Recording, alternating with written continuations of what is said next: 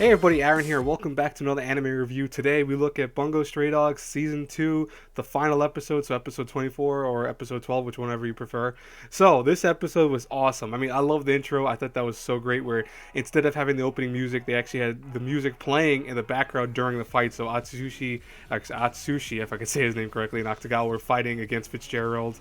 And, they seemed like they were losing at first. I mean, they were trying their hardest, but they were kind of failing a little bit.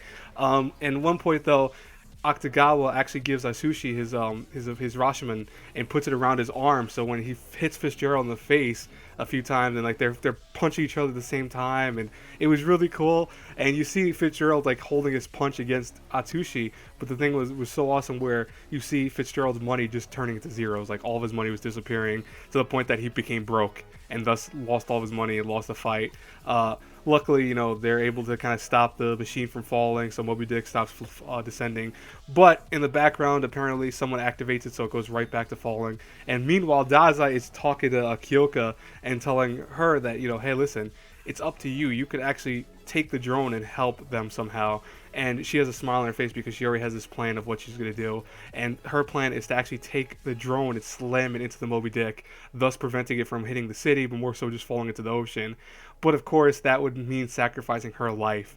And, Atsushi is not too happy about that plan. He really hates it, but they are able to escape nonetheless. And Kyoka, you see her slam with the drone into Moby Dick, which causes it, to land at the sea.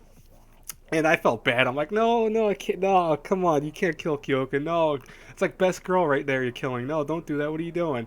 But luckily, as they're landing and they jump out with the parachutes and stuff like that, they arrive on land and they are met by several faces, namely the boss and of course who else but Dazai himself, who shows up right here. And what's funny about Dazai is he's the man with the plan. Like, damn, he had a plan set out for every little detail of this. So the boss, we finally learned what the boss's true power is. Is all men are created equal, as we know. But we know the power now is apparently it allows control over the power of those who are in the organization with them. So anyone in the agency that is actually part of the agency, quote unquote, and passes the trial in the beginning is allowed their control over their power. That's why Atsushi is able to use his were-tiger form without going crazy like he was in the beginning. It's because of the boss's power. So, ironically enough, that meant, of course, Kyoka lived. And because she passed the trial, of course, and let her use her power, so she was able to escape. Really nice, touching scene with Kyoka and Atsushi hugging each other. It was so nice. And I even think that it was funny where Dazai, patted Octagawa on the shoulder going, good job, you did well. And Octagawa was just so embarrassed by that he fell on his face, or excuse me, fell on his back more than anything else. But and it's like Dazai's like, oh, okay. I thought that was really funny. But yeah. So we find out a lot of things happening. We find out that the group's disappearing, but more so, I'll talk about that in a couple minutes. I'll talk about that toward the end. So we have Kyoka going back to the agency and celebrating a huge party. It was really nice. Every member was there, except for one person who we'll talk about in a second.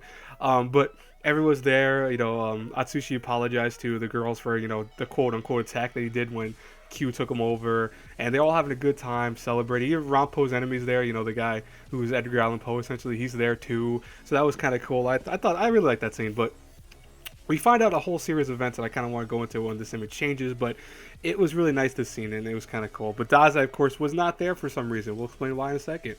So, we have the Mafia going, well, yeah, we want to punish Octagawa, but at the same time, he does a lot of work for us, and in the end, always kind of helps out, because he did help them out in the long run, too. So, they don't punish him. They said, as long as he does good work for us, we'll never punish him. It's just when he stops doing good work for us that we'll think of that. But, we find out that all the guild members kind of went their own ways. Like the leader disappeared, and all the other ones are kind of trying to get essentially getting arrested. Like we found out the guy who pilots the Moby Dick was actually originally the member of the guild. He was actually the leader originally at one time.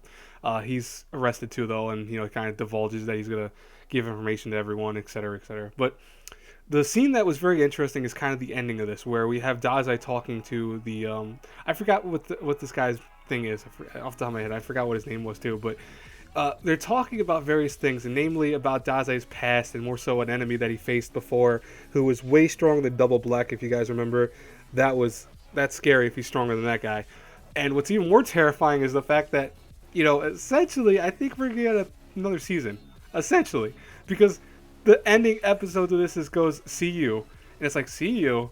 What does that mean? Oh god, because as we know, the manga is still going for this, so I mean, it's not impossible that we're gonna get a third season. Probably with how well this is doing, we'll probably get a season 3 eventually when the manga finishes.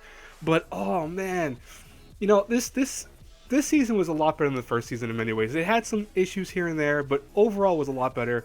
And one thing I'll say right now is that I really enjoyed the beginning arc. I think the beginning arc was the best of this whole thing. Like, I mean, the first like 3 episodes or 4 episodes, I forget exactly how many it was, that focused on Oda and Ango and Dazai when they were working in the Port Mafia together.